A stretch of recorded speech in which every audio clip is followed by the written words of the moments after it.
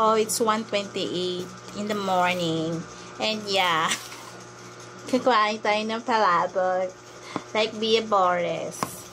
Natakam sa palabok. Oh, with chicken. Yeah, I have chicken here naman But later ko nakakainin. So, dito tayo sa palabok. Kasi it's so yummy.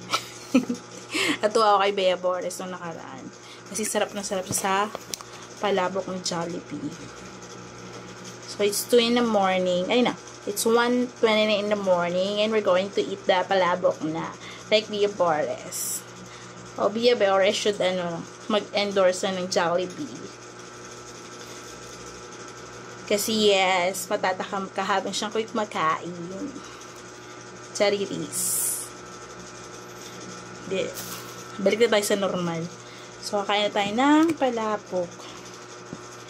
So, dahil mag-fasting tayo, bukas, 1:29. So, ibig sabihin, mga 2 o'clock pa ako ng hapon pwedeng kumain ulit. Kasi nga, alauna na pasado ng umaga ngayon.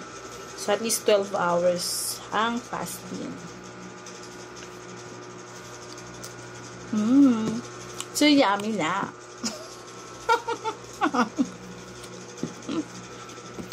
So, let's eat na.